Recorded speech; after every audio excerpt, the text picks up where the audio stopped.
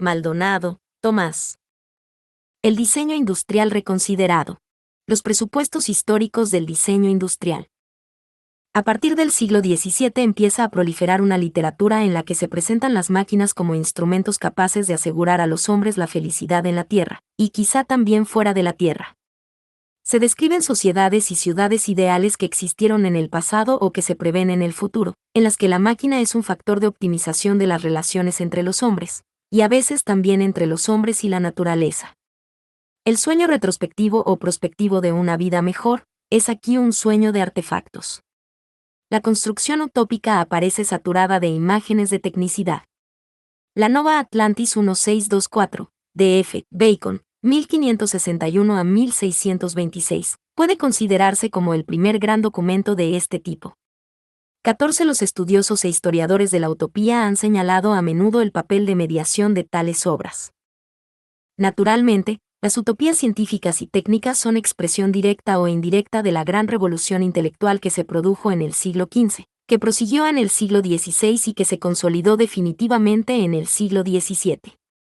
Entre los exponentes más importantes, se han de citar en primer lugar a G. Galilei, 1564 a 1642, y a F. Bacon, pero también antes de ellos, hombres como L. B. Alberti, 1404 a 1472, P. Della Francesca, 1416 a 1492, L. Da Vinci, 1452 a 1519, J. L. Vives, 1492 a 1540, G. Agrícola, 1494 a 1555, W. Hilbert, 1544 a 1603.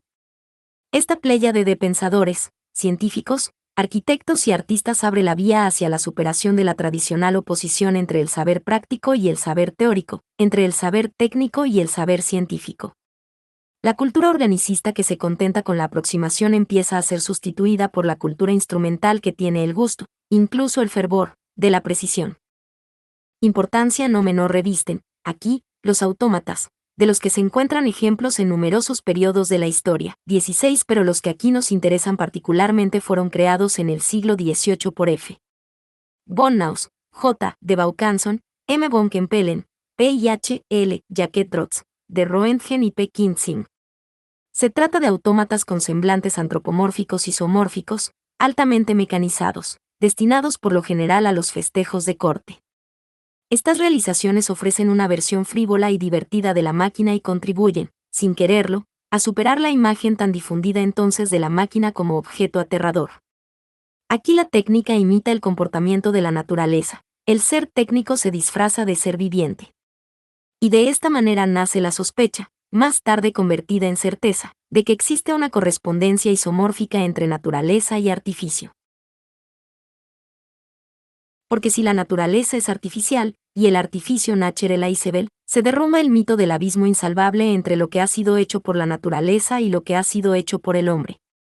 17 La observación de la naturaleza se convierte en un factor fecundante de la técnica, y a su vez la observación de la técnica ayuda a comprender mejor la naturaleza.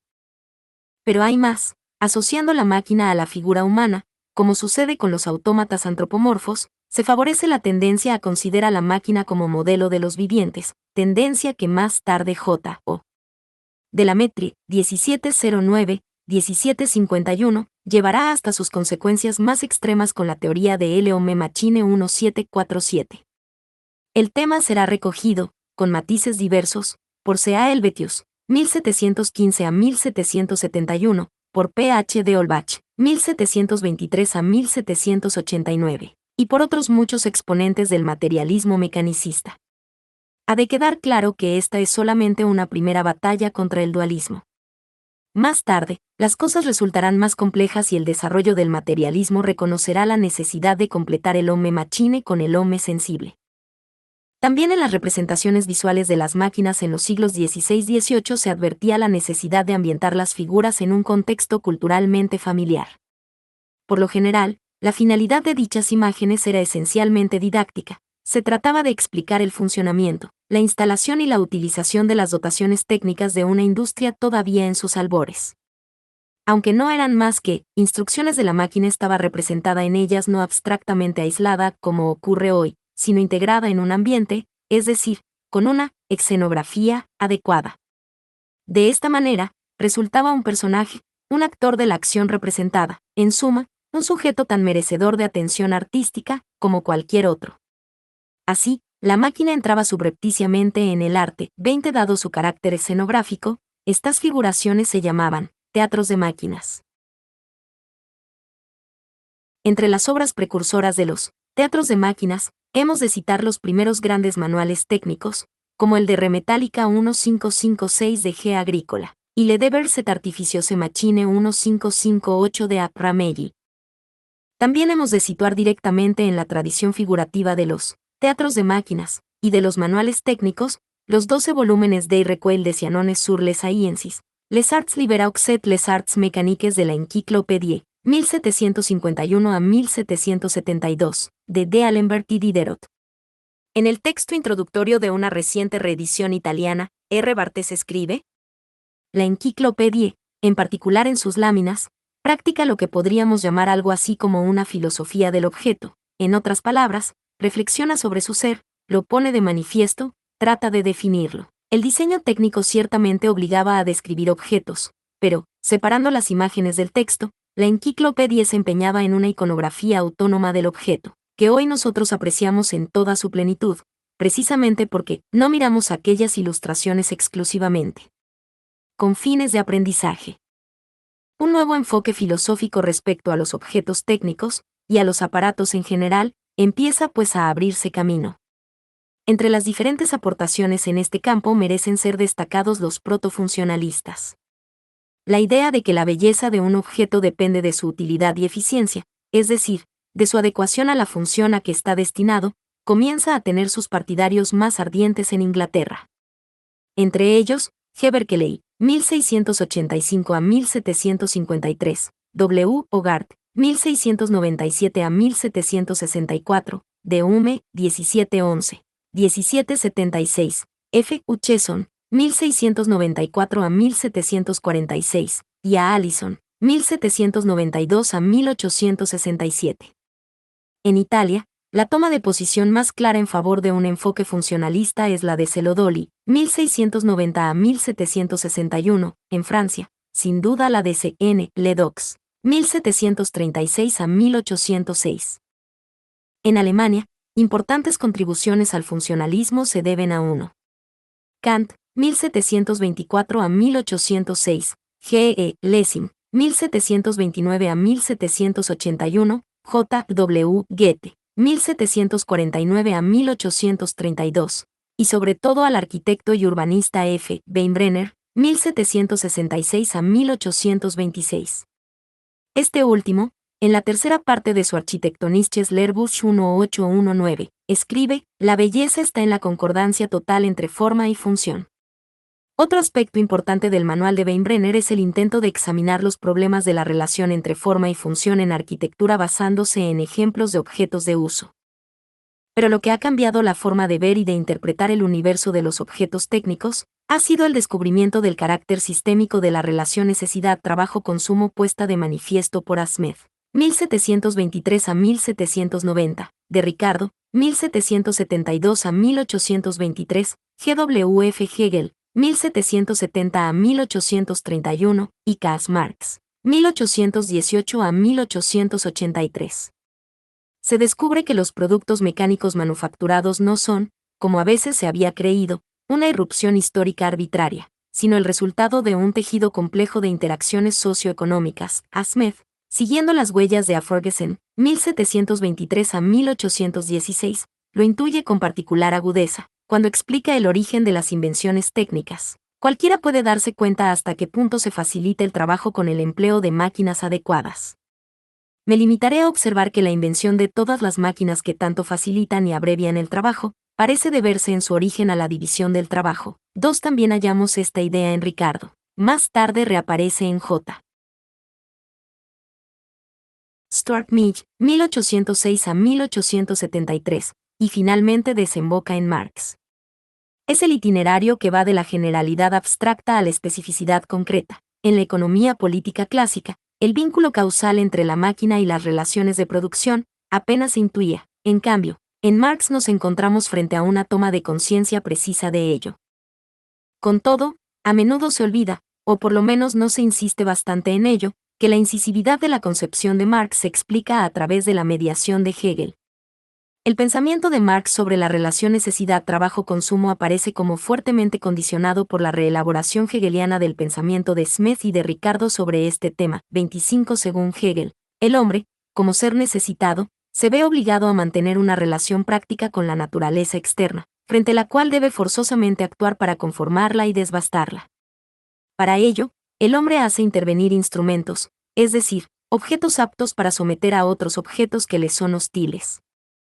El punto de vista de Marx sobre el papel de las máquinas en la sociedad capitalista viene ampliamente ilustrado en el memorable capítulo Máquinas y Gran Industria, del primer volumen del Capital 1867, en el que la maquinaria se examina como medio de explotación de la fuerza-trabajo.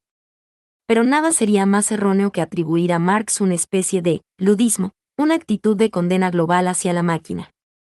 Como es sabido, Marx fue un crítico apasionado de la función alienadora de la máquina en la sociedad capitalista, pero nada autoriza a hacer de Marx un Rousseau, un enemigo a ultranza del artificio. Para Marx, el proceso de dominación es inseparable del proceso de artificialización de la naturaleza. El hombre se convierte en tal por medio de la producción de una naturaleza humanizada, es decir, artificializada. Es la construcción y el uso de un equipamiento extracorpóreo, utensilios, armas, alojamientos, vestidos, lo que ha hecho del hombre el más adaptable de todas las criaturas. En el pensamiento de Marx, con todo, la técnica no solamente tiene un valor retrospectivo, sino también prospectivo. El advenimiento de la sociedad sin clases no indicará el fin de los tiempos tecnológicos, sino el comienzo de unos tiempos tecnológicos esencialmente distintos de los actuales. La técnica perderá su función alienante y pasará a constituirse como un factor de reconciliación del hombre con la realidad y con los demás hombres.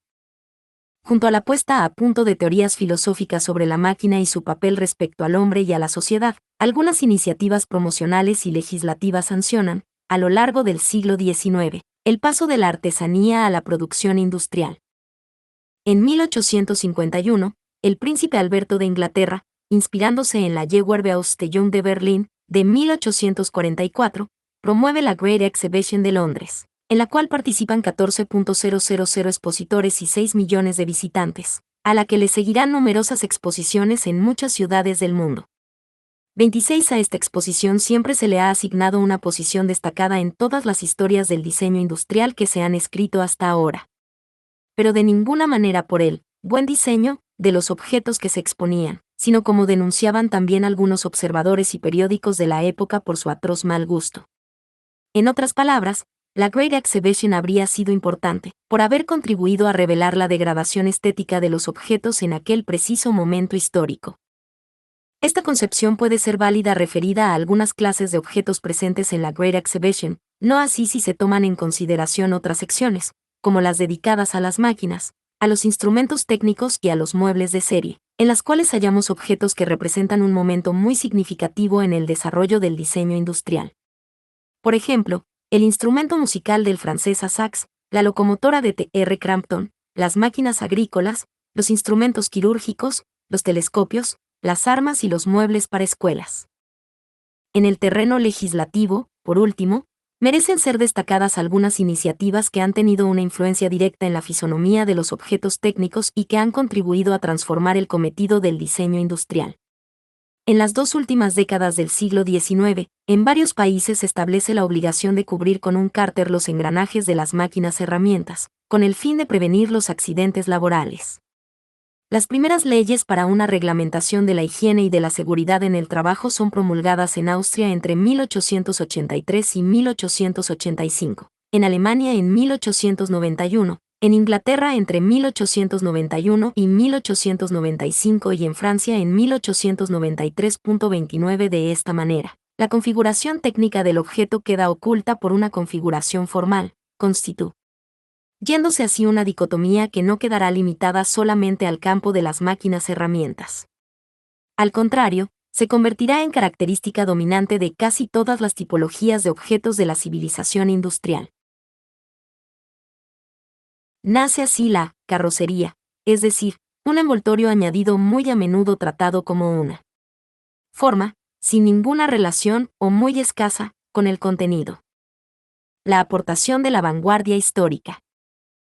Durante el siglo XIX era frecuente que los escritores y artistas adoptaran una posición de crítica, e incluso de neta oposición, frente a la máquina.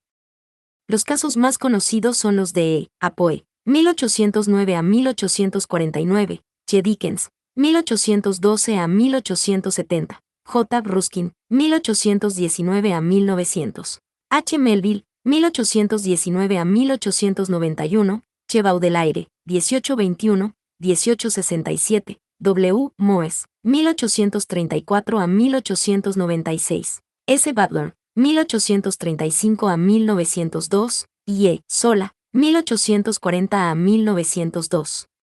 La rápida difusión de la locomotora, que se produce en Inglaterra entre 1830 y 1850, cambia radicalmente el panorama visual de la sociedad victoriana.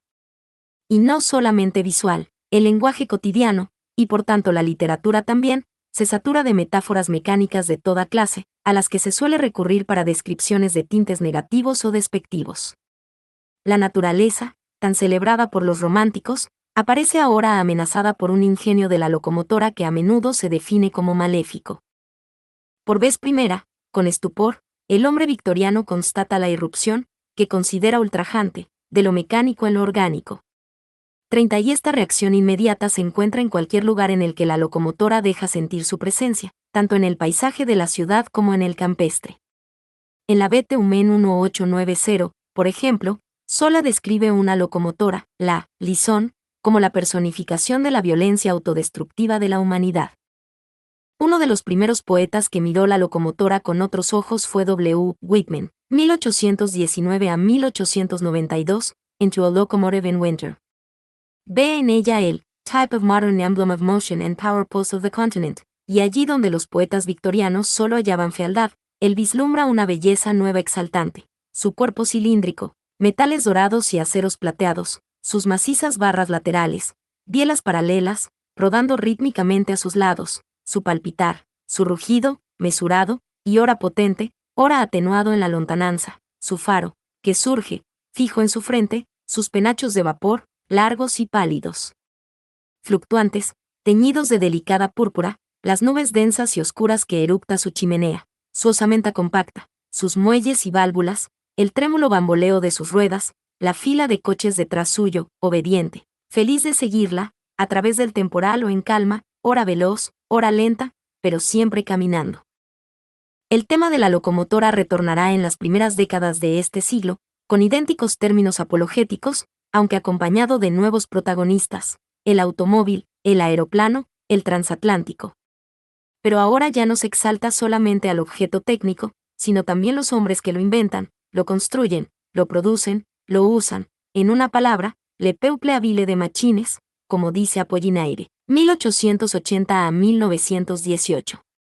Esta es precisamente la originalidad de los futuristas, frente a aquellos que, en el siglo XIX, siguiendo más o menos las huellas de Whitman, aman las máquinas por sí mismas, o solamente como símbolo, emblema, había dicho el poeta de una vaga promesa.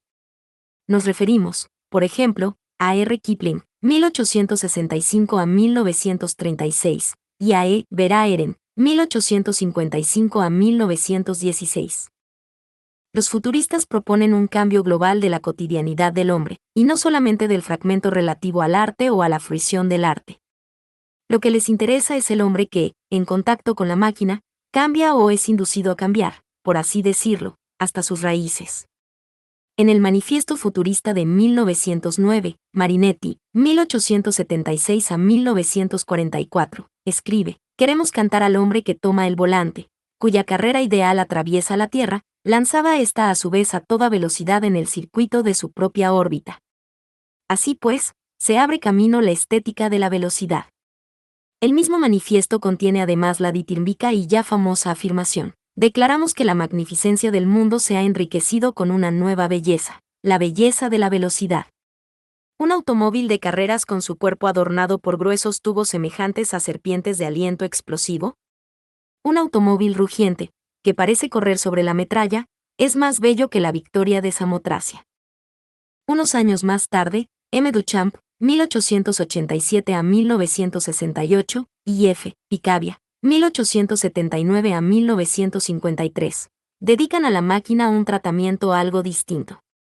Duchamp y Picabia, y siguiendo las elucubraciones de Villiers de L. Isle-Adam, 1838 a 1889, J. K. Huysmans, 1848, 1907, A. Yari, 1873 a 1907, y R. Roussel, 1877 a 1933, se esfuerzan por mostrar la carga poética de la fusión entre lo mecánico y lo orgánico. En cierto sentido, se retorna al tema de los autómatas del siglo XVIII, mediar entre naturaleza y artificio. Se busca la hibridación de la actitud biotópica con la actitud tecnotópica. Pero esta vez, la clave es la del humor noir.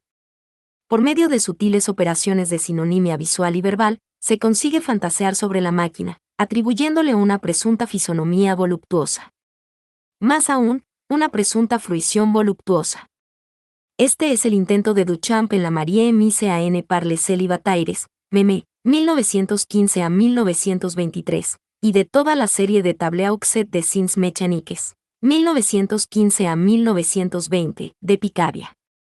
En el manifiesto inaugural de la revista El Esprit Nouveau 1920, dirigida por Pederme, con la íntima colaboración de Che E. Jeanneret, Le Corbusier, 1887 a 1965, y de Ausenfant, 1886 a 1966, vemos la tendencia a incluir la temática de la estética mecánica en el contexto más amplio de las relaciones entre arte y producción. Hoy, ya nadie niega la estética que surge de la industria moderna. Las construcciones industriales, las máquinas, se definen cada vez más por sus proporciones, por el juego de los volúmenes y de los materiales, hasta el punto que muchas de ellas son verdaderas obras de arte, porque implican el número, es decir, el orden. Ni los artistas ni los industriales se dan suficientemente cuenta de ello. El estilo de una época se encuentra en la producción general y no, como se cree con demasiada frecuencia, en alguna rara producción hecha con fines ornamentales, y que no es más que un añadido superfluo a una estructura que por ella misma ha dado vida a los estilos. El avión y la limusine son creaciones puras que caracterizan de una manera muy clara el espíritu, el estilo de nuestra época. Le Corbusier permaneció durante toda su vida fiel en lo esencial a este manifiesto. Siempre consideró la máquina y la industria en función del lirismo de los tiempos modernos. Una vez más nos encontramos con el emblema de Whitman, pero con el agregado de una voluntad de cambio global de cotidianeidad, muy parecida a la de los futuristas. Pero esta voluntad, en Le Corbusier se alcanza mediante una tecnificación de la obra de arte. Hasta ahora, nos dice, hemos recogido nuestros modelos solamente de la naturaleza, o de una naturaleza transfigurada por el arte. Ha llegado el momento de ir a buscarlos también, y quizá sobre todo, en la técnica. En otras palabras, ahora se trata de inspirarnos en las máquinas. Pero esto se ha de entender en un sentido bastante restringido. Para Le Corbusier, inspirarse en las máquinas a menudo quiere decir hacer que algunas propiedades formales de las máquinas sean propiedades formales de las obras arquitectónicas, pictóricas o escultóricas. Los futuristas italianos que, en teoría, habían proclamado la posibilidad de un cambio global de la cotidiano sin recurrir a las artes, sino al contrario, rechazándolas, en la práctica acaban por adoptar una posición muy parecida a la de Le Corbusier. Serán los futuristas rusos, quienes llevarán hasta sus últimas consecuencias la tesis del cambio global que los futuristas italianos habían dejado sobre el papel. En V. Mayakovsky, 1893-1930, encontramos una vez más el emblema de Walt Whitman. Con un ramo blanco, de rosas de río, corre la locomotora y vuela. Pero en él, al igual que en otros futuristas rusos que examinaremos a continuación, existe otro aspecto, la revolución cultural, el cambio global de la cotidianeidad de los futuristas italianos. No se produce sustituyendo una mímesis naturalista por una mimesis técnica, sino haciendo confluir la creatividad artística en la producción socialista. Lo cual, en definitiva, significa la liquidación del arte como acto autónomo, puro. E igualmente la volatilización de la idea burguesa de obra de arte, es decir, aquellos pequeños o grandes monumentos que consagraban la hegemonía cultural de una clase. A nosotros, y dice Mayakovsky, no nos hace falta el templo muerto del arte, en el que languidecen obras inertes, sino la fábrica viviente del espíritu humano. En los años 1921 y 1922 estalla dentro del CUTEMAS, Talleres Técnico-Artísticos Superiores de Estado, y en el INCHUC, el Instituto de Cultura Artística, un conflicto abierto entre los paladines del arte puro y los del arte aplicado, los del arte productivo.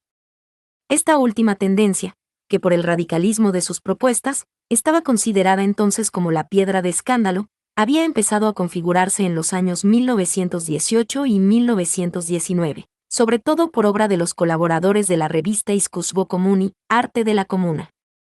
Siguiendo su accidentado recorrido, muchos estudiosos han reconocido la efectiva originalidad de pensamiento de los hombres que propugnaban el arte productivista. Mayakovsky era uno de ellos, con O. Brick, 1888 a 1945, Agan, 1893 a 1939, y B. I. Arbatov, 1896 a 1940. Por lo que sabemos, fue Brick el primero que introdujo en este ámbito la noción tan actual ahora de cultura material, fábricas, establecimientos, laboratorios. Escribía Brick en El drenaje del arte. Esperan la llegada de los artistas, que han de ofrecer modelos de objetos nuevos, nunca vistos antes. Los operarios están cansados de repetir siempre los mismos objetos, saturados de espíritu burgués.